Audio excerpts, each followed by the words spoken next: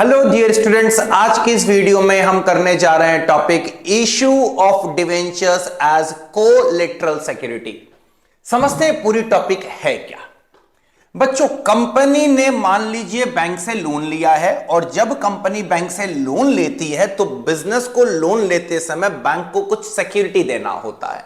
तो बैंक को कंपनी दे रही है सिक्योरिटी। बैंक को जब कंपनी सिक्योरिटी देती है तो जनरली ये सिक्योरिटी दो तरह का होता है। एक होता है प्राइमरी सिक्योरिटी और एक होता है कोलेटरल सिक्योरिटी। बच्चों, कोलेटरल सिक्योरिटी को हम एडिशनल सिक्योरिटी भी बोल सकते हैं। कोलेटरल सिक्योरिटी पे बैंक अपना राइट तब एक्सरसाइज करेगा अगर हमने लोन रिपेमेंट में पहले तो डिफॉल्ट कर दिया। पहला डिफॉल्ट हमने कर दिया। दूसरा, अब जब हम डिफॉल्ट करेंगे तो बैंक क्या करेगा? बैंक पहले पैसा रिकवर करेगा हमारी प्राइमरी सिक्योरिटी से। अगर प्राइमरी सिक्योरिटी से भी बैंक का पूरा पैसा रिकवर ना हो सके तब जाके बैंक अपना राइट एक्सरसाइज करेगा कोलेटरल सिक्योरिटी पे। मतलब कोलेटरल सिक्योरिटी पे बैंक राइट एक्सरसाइज करे, इसका प्रोबेबिलिटी बहुत कम होता है। तो what is a collateral security? Sir, in simple words, collateral security means additional security which is issued by the company to the bank or the financial institution when they obtain loan from the bank। तो आइए समझते हैं पूरी की पूरी कहानी ये है क्या। अब बच्चों, यहां पे दो एंट्री आनी है। पहला एंट्री हमारा है ना लोन लेने का। लोन लेने का एंट्री क्या होगा हम सब जानते हैं। सर, जब हम लोन लेंगे हमारा बैंक अकाउंट डेबिट हो जाएगा और टू बैंक लोन हमारा क्रेडिट हो जाएगा। मान लीजिए हमने 10 लाख रुपए का लोन लिया है, ये 10 लाख रुपए की एंट्री आ गई। मान लीजिए हमने एसबीआई से लोन लिया है, टर्म लोन है, being term loan taken from State Bank of India, हमने ये लोन ले लिया। अब ये लोन लेने के लिए हमने कुछ प्राइमरी सिक्योरिटी दिया होगा जिसकी हम इस टॉपिक में कोई बात नहीं करनी है। एज अ एडिशनल सिक्योरिटी मान लीजिए हमको बैंक बोलता है कि सर आप क्या करिए, हमको अपनी कंपनी के डिवेंचर इशू कर दीजिए। तो ये 10 लाख का लोन लेने के लिए कंपनी क्या करती है? मान लीजिए ये 10% लोन है, 10% बैंक लोन है और ये 10% बैंक लोन लेने के लिए कंपनी 8% डिवेंचर्स इशू कर देती है of ₹100 each. I repeat, 10 lakh का लोन लेने के लिए कंपनी ने क्या किया है? 10% लोन है, 8% डिवेंचर्स कंपनी ने इशू कर दिया है। बच्चों, ये जो डिवेंचर हमने इशू किया है एज अ सिक्योरिटी, डिवेंचर का अमाउंट जरूरी नहीं है लोन के अमाउंट से मैच करेगा। लोन और सिक्योरिटी में सेम अमाउंट होने की कोई दरकार नहीं है। एडिशनल सिक्योरिटी है, वो लोन के अमाउंट से कम भी हो सकती है, लोन के अमाउंट के बराबर भी हो सकता है, लोन के अमाउंट से ज्यादा भी हो सकता है। तो हमने जो डिवेंचर इशू किया है वो 12 लाख का भी हो सकता है, 10 लाख का भी हो सकता है, 8 लाख का भी हो सकता है। मैं क्लियर कर दूं, इस बात से कोई भी फर्क नहीं पड़ेगा कि हमने डिवेंचर कितने का इशू किया एज अ कोलेटरल सिक्योरिटी। क्यों?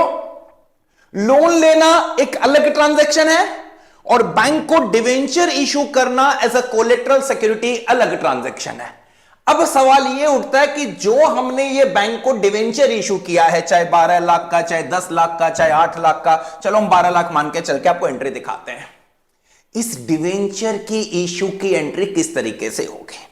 अब बच्चों, जब हमने डिवेंचर इशू किया है, बदले में क्या हमारे पास आ रहा है? नहीं सर, कुछ नहीं आ रहा है सर, क्योंकि जो पैसा आया उसके लिए तो हमने एंट्री कर दिया बैंक टू बैंक लोन।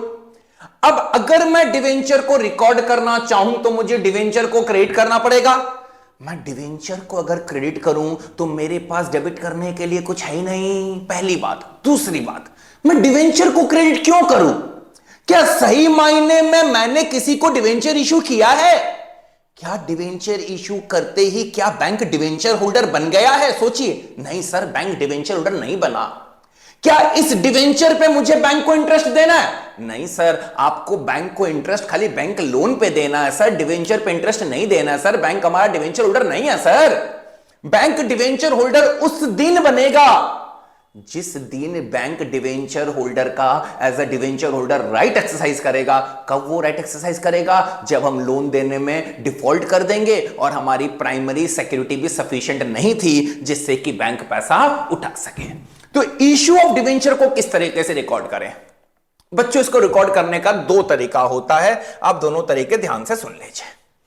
पहला तरीका होता है कि हम इस इशू को रिकॉर्ड करते ही नहीं है। हमने डिवेंचर दिया है लेकिन हमारी कोई लायबिलिटी नहीं आई है, this debenture are issued only as a security. तो डिवेंचर इशू करने का पहला, रिकॉर्ड करने का पहला तरीका होता है नो एंट्री। हम इशू ऑफ डिवेंचर को बुक्स में रिकॉर्ड ही नहीं करते हैं।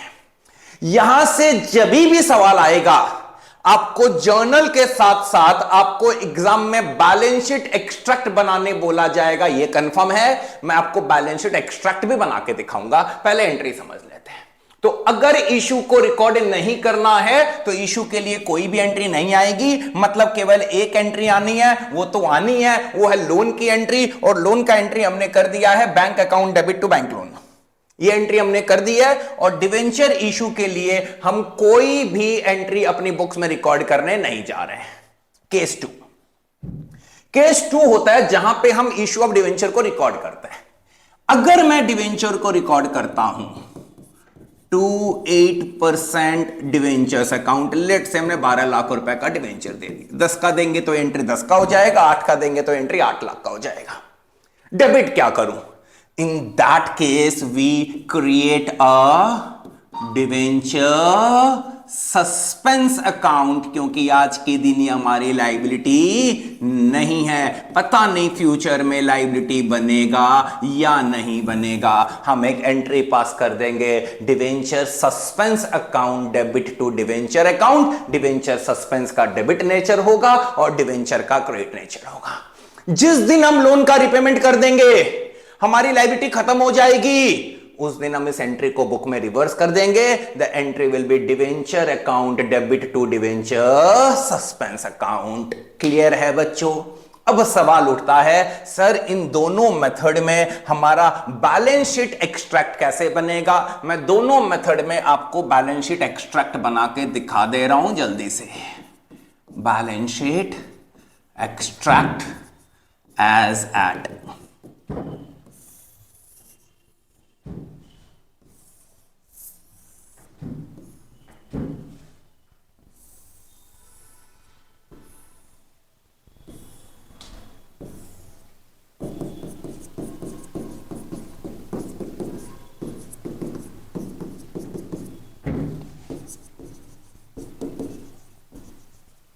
हमारा पहला आ जाएगा equities and liabilities. Equities and, हम बैलेंस शीट का फॉर्मेट ऑलरेडी सीख चुके हैं। बच्चों, डिवेंचर कहां पे आता है बैलेंस शीट में? सर बैलेंस शीट में डिवेंचर आता है लॉन्ग टर्म बोरोइंग्स में। लॉन्ग टर्म बोरोइंग्स कहां पे आता है? सर नॉन करंट लायबिलिटी में।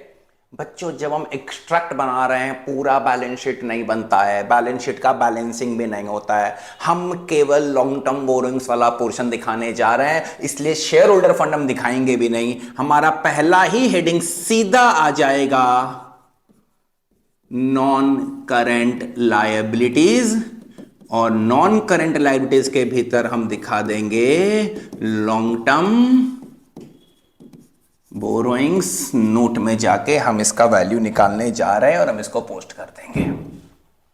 अब हम एक एक करके बात करते हैं। पहले हम बात करते हैं ऑप्शन 1। अगर हमने एक्सरसाइज किया है, ऑप्शन 1 एक्सरसाइज क्या है? ये मतलब हमने इश्यू ऑफ डिवेंचर्स को हमने रिकॉर्ड नहीं किया है, तो केवल बैलेंस शीट में क्या रिफ्लेक्ट करेगा? सर बैलेंस शीट में केवल और केवल बैंक लोन रिफ्लेक्ट करेगा। डिवेंचर इश्यू को हमने रिकॉर्ड किया ही नहीं है तो डिवेंचर रिफ्लेक्ट नहीं करेगा। तो यहां पे नोट कैसे बनने जा रहा है बच्चों? आइए देख लेते हैं नोट कैसे बनने जा रहा है। नोट 1 हम बनाने जा रहे हैं लॉन्ग टर्म बोरोइंग्स के लिए।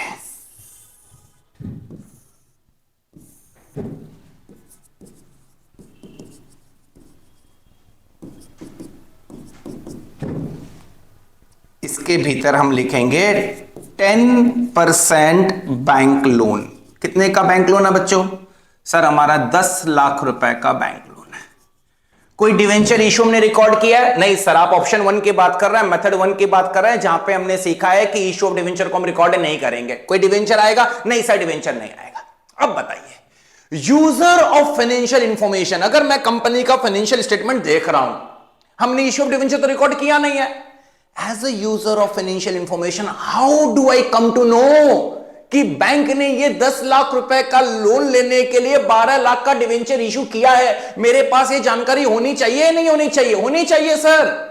इसीलिए as a disclosure requirement, I repeat, इसीलिए एज अ डिस्क्लोजर रिक्वायरमेंट, जब हम नोट्स टू अकाउंट्स में लोन का जिक्र करते हैं कि भैया हमने 10 लाख रुपए का लोन लिया है एसबीआई से, आपको बोला गया है, वहीं पे नीचे आप ब्रैकेट में बता दीजिए कि ये लोन लेने के लिए we have issued 8% debentures of rupees 12 lakh as a collateral security. तो ये नोट के माध्यम से, बैंक लोन के नीचे नोट के माध्यम से आपको बता देना है कि ये 10 लाख का लोन लेने के लिए हमने 12 लाख का 8% डिवेंचर बैंक को इशू किया है, और ये 10 लाख रुपए का अमाउंट हमारी बैलेंस शीट में आ जाएगा। This is our option 1 when we have not recorded the issue of debenture.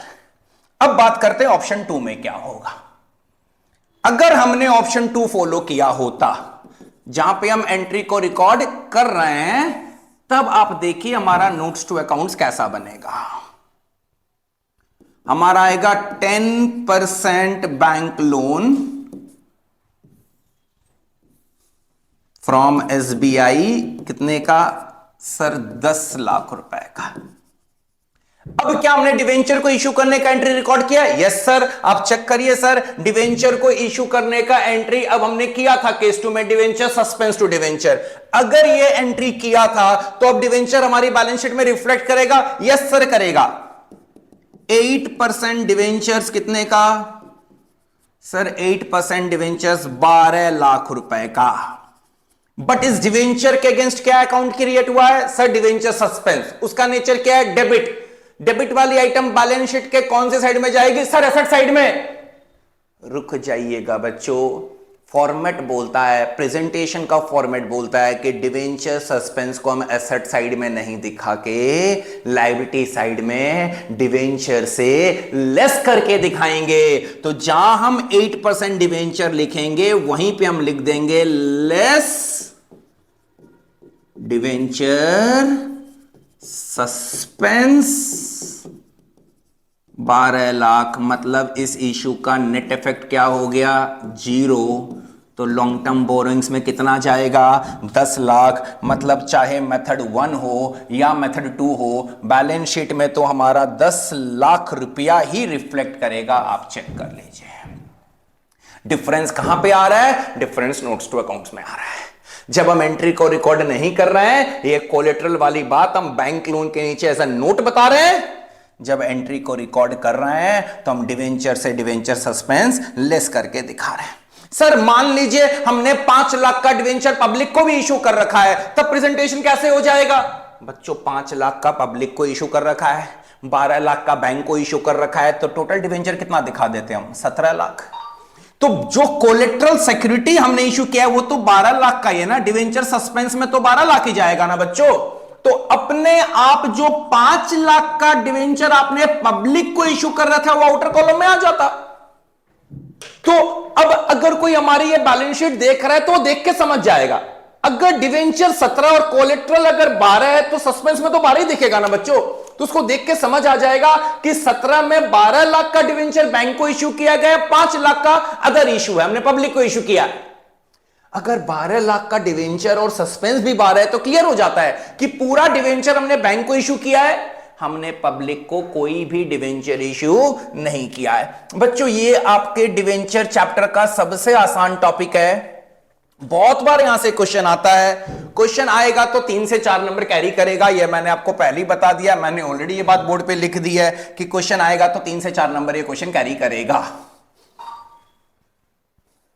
तो अभी हम पूरा मतलब समझ गए। Issuing debenture as a collateral security, मतलब issuing debenture as a additional security to the bank issue करते ही हमारा कोई लायबिलिटी नहीं है, हम इस डिवेंचर पे इंटरेस्ट भी पेमेंट नहीं करने जा रहे हैं। हम इंटरेस्ट केवल और केवल बैंक को क्या चीज पे देंगे, हम बैंक को जो इंटरेस्ट देंगे वो लोन के ऊपर देंगे। जो डिवेंचर एज अ सिक्योरिटी हमने इशू किया है उसके ऊपर बैंक को हम कोई इंटरेस्ट नहीं देने जा रहे हैं।